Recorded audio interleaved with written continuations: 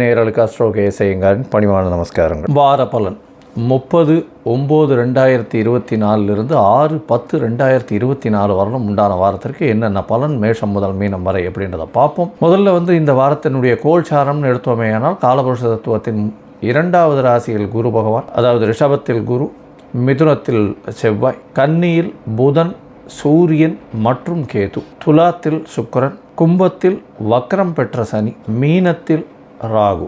இந்த வாரம் சந்திரன் அதிவேகமாக செல்லக்கூடிய கிரகமான சந்திரன் மக நட்சத்திரம் சிம்ம ராசியிலிருந்து விருச்சிக ராசி அனுஷ நட்சத்திரம் வரலும் போகிறார். அதாவது சிம்மம், கன்னி, துலாம், விருச்சிகம் 4 ராசி கடந்து போகிறார். இந்த வாரத்தில் வரக்கூடிய விசேஷ நாட்கள் அப்படின்னு பார்த்தோமேனால் இந்த வாரத்தின் முதல் நாளான 30ஆம் தேதி அன்னைக்கு பிரதோஷ விரதம் இருக்கிறது ரொம்ப விசேஷம். பிரதோஷ கால பூஜை பார்க்குறது, அதாவது சாயந்தரம் ஒரு 5:45 6:15 மணி வரலும் இருக்கக்கூடிய தீபாராதனை சிவன் கோவிலில் நந்தியின் பின்பக்கத்திலிருந்து நின்று நந்தியின் மூலியமாக பார்க்கறது ரொம்பவும் விசேஷம். இதன் மூலியமாக உங்களுக்கு வரக்கூடிய எல்லா கஷ்டங்களும் தீரக்கூடிய வாய்ப்புகள் உண்டு. அதாவது கடன் வாங்கிட்டு ரொம்ப கஷ்டப்படுறவாள்லாம் இந்த பிரதோஷ விரதத்தை இருக்கிறது கடைபிடிக்கிறது ரொம்ப விசேஷம். அதாவது பிரதோஷத்தை அன்னைக்கு கார்த்தாலிருந்து குளிச்சுட்டு சாமிக்கு பண்ணிவிட்டு அதுக்கப்புறம் சாயந்தரம் இந்த பிரதோஷ தீபாராதனையை பார்த்துட்டு சிவன் கோவிலில் பார்த்தீங்கன்னா 3 தரம் பிரதட்சணம் வருவா. அந்த பிரதட்சணத்தோடு சேர்ந்து போயிட்டு வர்றதன் மூலியமாக உங்களுக்கு எல்லா விதமான பிரச்சனைகளும், உடல் நலத்தில் பிரச்சனைகள் இருந்ததுன்னா அதுவும்,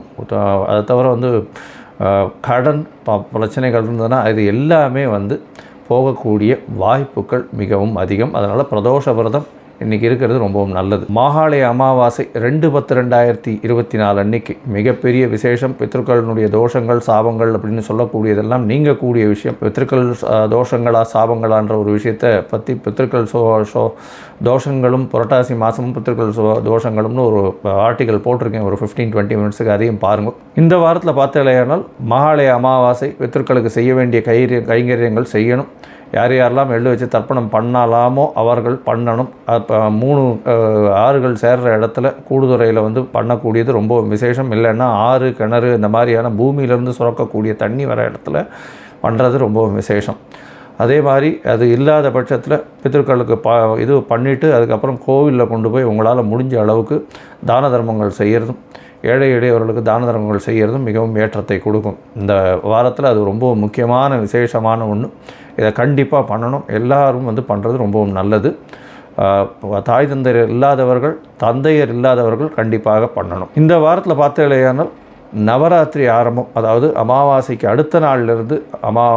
அடுத்த நாள் பிரதமையிலிருந்து 9 நாட்கள் கண்டினியூஸாக நவராத்திரின்னு சொல்லுவோம். 9 இரவுகள். முதல் 3 நாள் துர்கைக்கும், அடுத்த 3 நாள் லக்ஷ்மிக்கும், அடுத்த 3 நாள் சரஸ்வதிக்கும், அப்படி 3 நாட்களாக ஒதுக்கியிருக்கு. முதல் 3 நாளான துர்கையினுடைய அம்சங்கள் எல்லாமே இது பண்ணுறது எல்லாமே இந்த நவராத்திரி ஆரம்பத்தில் பண்ணுவாள். இந்த வாரத்தில் பெரிய விசேஷம். இந்த நவராத்திரியும் மகாலய அமாவாசை இது வாரமே ரொம்பவும் விசேஷமான வாரமாக இருக்குது.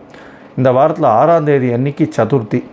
இந்த சதுர்த்தி வளர்பிறை சதுர்த்தி அப்படின்றதுனால சங்கட ஹர சதுர்த்தி. எந்த ஒரு கஷ்டம் வந்தாலும் அதை வெற்றி கொள்ளக்கூடிய சதுர்த்தி.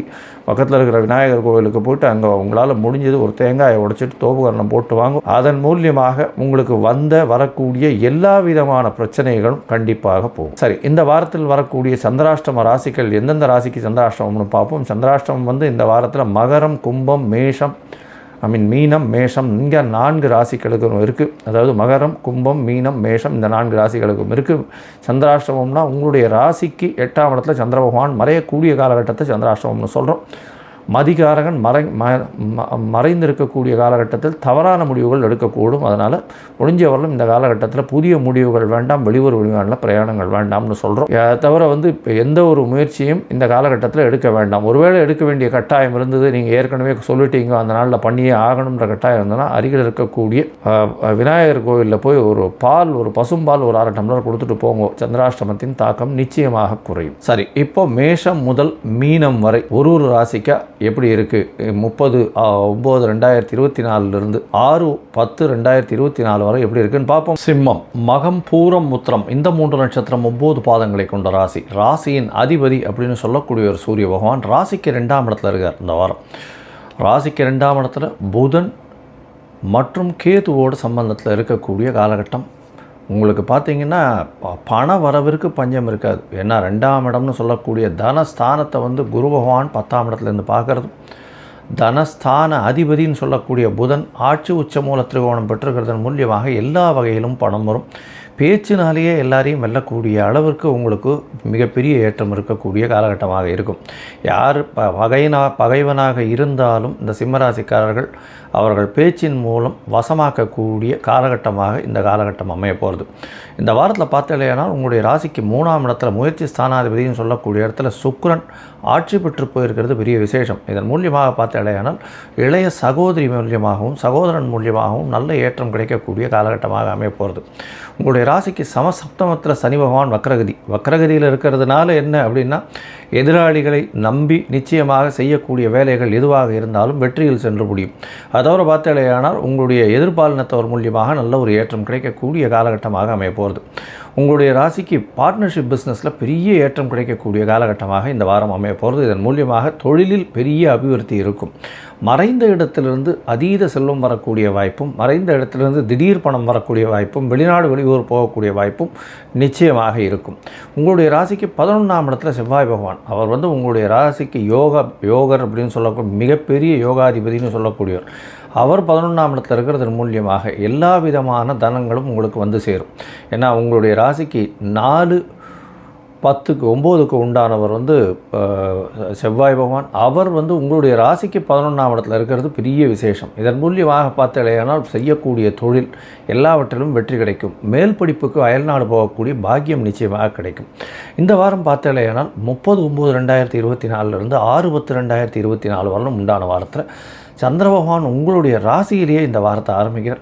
உங்களுடைய ராசியில் சனி பகவானுடைய 180 டிகிரி பார்வையில் இருக்கிறதுனால புணர்ப்பு யோகம்னு பேர். அதனால் உடல் நலத்தில் சற்று பின்னடைவு இருக்கக்கூடிய காலகட்டமாக அமையப்போகிறது. எப்போ அப்படின்னா அதாவது 30ஆம் தேதியிலிருந்து 1ஆம் தேதி அதிகாலை வரலும், 1ஆம் தேதி காலை ஒரு 4:30-5 மணி வரலும் இருக்கக்கூடிய காலகட்டம் 1/10/2024 வரும். அதுக்கப்புறம் பார்த்தீங்கன்னா உங்களுடைய ராசிக்கு 2ஆம் இடத்துல 4 கிரகங்கள் சேர்ந்திருக்கக்கூடிய காலகட்டம். அமாவாசை யோகமும் வருது. சூரியன், சந்திரன், புதன் மற்றும் கேது 4 கிரகங்கள் இருக்கக்கூடிய காலகட்டமாக அமைகிறது. இந்த காலகட்டத்தில் பார்த்தீங்கன்னா உங்களுடைய பேச்சில் நல்ல நல்லம் இருக்கும். இருந்தாலும் செலவுகள் கொஞ்சம் அதிகமாக இருக்கக்கூடிய காலகட்டம். ஏன்னா 12ஆம் அதிபதியே 2ஆம் இடத்துல போயிருக்கிறதும் 2ஆம் அதிபதி ஆட்சி பெற்று போயிருக்கிறதும் பெரிய விசேஷம். இதன் மூலியமாக உங்களுக்கு பண வரவிற்கு பஞ்சம் இருக்காது. வரக்கூடிய பணமும் சுப செலவுகளாக ஆகக்கூடிய வாய்ப்புகள் நிச்சயமாக உண்டு. உங்களுடைய ராசிக்கு 2ஆம் இடத்துல சந்திர பகவான் போகிறார். எப்போ அப்படின்னா 4ஆம் தேதி மாலை ஒரு 4:30 மணியிலிருந்து 6ஆம் தேதி அதாவது 4ஆம் தேதி காலை ஒரு 4:30 மணியிலிருந்து 6ஆம் தேதி மாலை ஒரு 4:30 மணி வரலும் இருக்கக்கூடிய காலகட்டமாக அமைகிறது. இந்த காலகட்டத்தில் பார்த்தீங்கன்னா சந்திர பகவான் உங்களுடைய ராசிக்கு 2ஆம் இடத்துல 3ஆம் இடத்துல இருக்கார். 3ஆம் இடத்துல இருக்கக்கூடிய சந்திர பகவான் சுக்கிரனோட சம்பந்தத்தில் இருக்கிறதுனால 12ஆம் அதிபதி ஒரு மறைவு ஸ்தான அதிபதி இன்னொரு மறைவு ஸ்தானத்தில் இருக்கிறது பெரிய விசேஷம். இதன் மூலியமாக வெளிநாடு போகணும்னு பார்த்துட்டு இருக்கிறவர்களுக்கு அந்த முயற்சிகள் எல்லாமே வெற்றி வரக்கூடிய வாய்ப்புகள் நிச்சயமாக உண்டு. இதை தவிர பார்த்தீங்கன்னா இளைய சகோதரிகள் மூலியமாக நல்ல ஏற்றம் கிடைக்கக்கூடிய காலகட்டமாக இருக்கும். உங்களுடைய ராசிக்கு 10ஆம் அதிபதியும் வந்து 3ஆம் இடத்துலேயே ஆட்சி பெற்றிருக்கிறது பெரிய விசேஷம். இதன் மூலியமாக வந்து தொழிலில் வந்து நீங்கள் செய்யக்கூடிய ஒரு மாற்றம் பெரிய ஏற்றத்தை கொண்டு வந்து விடக்கூடிய காலகட்டமாக அமையும். உங்களுடைய ராசிக்கு பார்த்தீங்கன்னா 4ஆம் இடத்துல சந்திர பகவான் போகிறார். நீச்சப்பட்டிருந்தாலும் குருவின் பார்வையில் இருக்கிறது பெரிய விசேஷம். இதன் மூலியமாக குரு சந்திர யோகம் அமைகிறது. அதாவது கஜகேசரி யோகம்னு சொல்லக்கூடிய குருவின் பார்வை சமசப்தம பார்வை, அதாவது சந்திரனும் குருவும் ஒருவருக்கு நேரடி பார்வை இருக்கிறது பெரிய விசேஷம். இதனால் வந்து பார்த்தீங்கன்னா 4ஆம் இடத்தில் இருக்கக்கூடிய சந்திரன் திக்பலம் பெறுறதும் பெரிய ஏற்றத்தை கொடுக்கக்கூடிய காலமாக இருக்கும். தாயின் உடல்நிலையில் நல்ல ஒரு ஏற்றம் இருக்கும். தந்தையின் உடல்நிலையில் நல்ல ஒரு ஏற்றம் இருக்கக்கூடிய காலகட்டம். பண வரவிற்கு பஞ்சம் இருக்காது. படிக்கக்கூடிய மாணவர்களுக்கு பெரிய ஏற்றம் கிடைக்கக்கூடிய வாரமாக இந்த வாரம் அமையிறது.